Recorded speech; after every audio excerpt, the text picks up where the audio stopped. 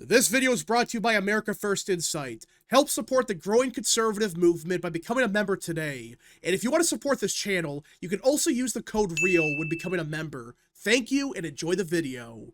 As everyone probably knows, in the last couple of weeks, I have had growing confidence that the Republican Party would not only just keep the majority in both the House and the Senate, which already, that sounds crazy, like, wait, what?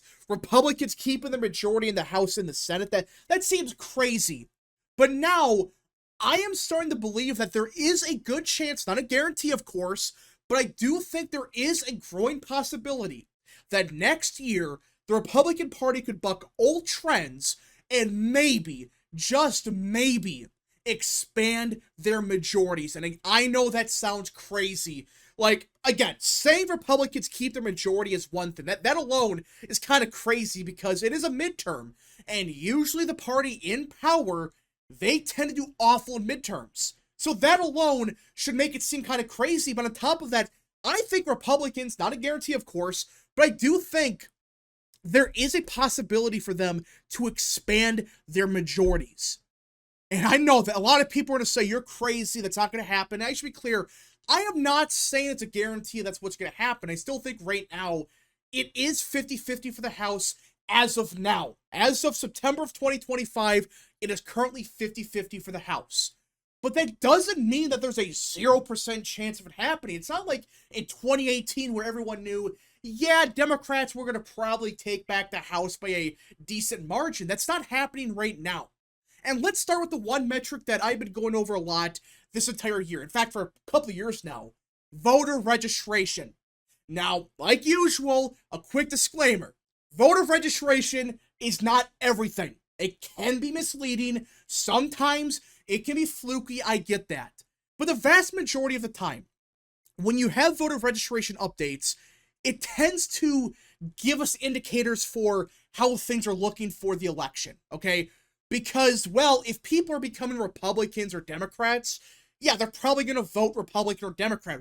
Why would you register to vote, become a Republican, and then vote Democrat? That doesn't make any sense.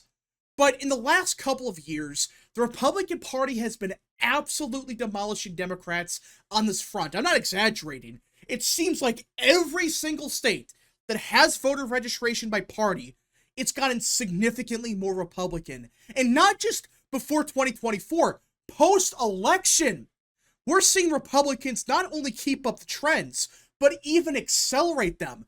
And the best example of this is North Carolina because we get weekly updates from the state. And look at this. In the last week, the Republican Party had a net gain of 1,150 voters in North Carolina. Yeah, now not a net gain of like one voter. It's a net gain of nearly 1,200 voters. And this is the 19th straight week the Republican Party has gained. And the Democrat lead in North Carolina, it's going down every single week, and not by one voter. It's clear. Every week, it's a big update towards the GOP. And in 2024, Democrats lost North Carolina by, 3%? Yeah, they lost it by 3. But despite that, Democrats still led in voter registration in the state last year. But now, the overall registration is about to flip for the first time, possibly ever. And I know this is a sign of, some former Democrats becoming Republicans. That's usually the excuse, like, yeah, in Pennsylvania. 5 years ago in Pennsylvania, Democrats led by like 700,000 voters. It's clear, yeah, there's a lot of Democrats that voted for Trump that became Republicans. They've been voting Republican for like 20 years now. But just now, they became Republican. Yeah, there's some of that. But people have been digging into the numbers, and it's clear. It's not just old voters that finally became Republicans. There's some of that, sure. But a large chunk of this new gain came from new voters. And this is a talking point that I don't think enough people are really talking about or really thinking about. Because we are seeing Republican gains across the board. I just used North Carolina as an example because, yeah, it leans to the right. But still, Democrats led in voter registration last year. It's about to flip in the next couple of weeks. Or, in fact, for the active voter lead, it already flipped. But really, North Carolina, it's a swing state. It leans to the right, but it's not R plus 20. And it's a state that Democrats for years have been pouring a bunch of money into. They've been trying to flip North Carolina at the federal level for like 10 years now. Ever since 2008, when Obama barely won it, they have been trying to flip it at the presidential level. And they have not been able to do so. And now, the voter registration trends have accelerated against them. It's gotten even worse. That's not good for Dems, because if you want to win these states, you gotta get new voters. You just can't rely on, losing voters every single day, and even losing the new voters. That's a problem here. It's not just one Democrat becoming a Republican. It's a bunch of them, sure, but it's also new voters not picking Democrats. They're becoming Republicans. They might be becoming independents, sure. But really at this point, if Democrats start claiming, oh, the party registration's actually good because the independent vote share went up, that should tell you everything. They're not willing to admit that they're getting crushed in this metric. Now, of course, voter registration does not mean it's going to automatically flip. All right, like in New Mexico. New Mexico's gotten more Republican. That doesn't mean that it's going to automatically flip. But if there are continuous trends every single week post-election, when theoretically Democrats should be surging here, at least getting fit back to 50-50, not getting killed every update, we should be seeing something like that. But we're seeing the opposite occur. It's getting even worse. That's the issue. Democrats are losing every single week in North Carolina, in Pennsylvania, in Arizona, in New Mexico, even in Nevada. A couple weeks here and there, yeah, Democrats gain in like Nevada or whatever. But the vast majority of the time, it's gotten more Republican. That's not just a fluke. That's a trend. That's not normal. That doesn't usually happen. But right now, we are seeing Republicans gain everywhere in voter registration. So yeah, that's the first problem for them. It's like the numbers are getting even worse. But on top of that, everybody knows the redistricting fight has been a mess throughout this entire cycle. You have states like Ohio, Indiana, Missouri, Texas, Florida. All these states, they're redrawing their maps. And I've been clear about this, that I think that alone gives Republicans a big advantage. Because Democrats have, California to redraw? They can't redraw New York. They're trying to, but they can't. They may try in Maryland, but that's only one seat there. They may try in Illinois, but that's really one seat there. So really, Republicans are having this huge gain just from redistricting. And it may get even worse, as apparently the White House is now pushing Nebraska to do mid-decade redistricting. Yeah, Nebraska. For those that live under a rock, Trump lost Nebraska second by I think it was 5 points. Yeah, he lost it by a couple percentage points. And this district had Don Bacon in it, right? Don Bacon is a Republican. He retired. He's bad, but he's gone now. He retired because everyone thought, oh, this seat's going to flip automatically. But now, Trump in the White House, they're making a big push to go even further with redistricting. And if that happens where they flip Nebraska second, just look at the map. Just look at the House map right here. I think Republicans are for sure, or I should say for sure, but it looks likely they start at 211 in the House for 2026. If they gain Nebraska, as I understand they're going to probably win, at this point, Republicans have to win 6 seats to get a majority. 6, not 20 or whatever, not 30. They need 6 to gain a majority. Again, accounting for redistricting. It could even get worse. Maybe Indiana redraws and we gain 1 there. Maybe 1 in Kansas, very unlikely. But you get the point. That you start looking at all the metrics. You look at voter registration looks awful for the Dems. You look at the mid-decade redistricting. It looks awful for them. And there's a good chance it gets even worse. But there is one, I guess you could say, saving grace for Dems. Okay, there's really 2, actually. 1, the Democrat Party is a party of low turnout. These voters, they vote no matter what. I mean, just look at this video right here. This was a protest in D.C. earlier today, okay? Of course, it's old-ass white people. These are old partisan Dems, and the crowd is like 95% white in D.C., which would tell you everything. These people from out of state, they don't even live in DC. They live in like the suburbs, and some are from Vermont, which is just crazy. But this is the Democrat base. It's a bunch of old-ass white people. And these people vote in every single election. It doesn't matter what election it is, they're gonna vote. And that's the one of two things that's gonna help Democrats. They have these voters that vote in everything. Republicans, meanwhile, they're the party of high turnout, meaning they need higher turnout to win. Which is crazy to say because just 10 years ago, it was the opposite. 10 years ago, Democrats wanted high turnout.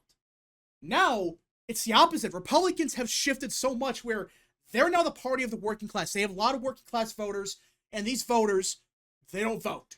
All right, they don't vote. You got to get them out to vote. And that's the one concern the GOP really has.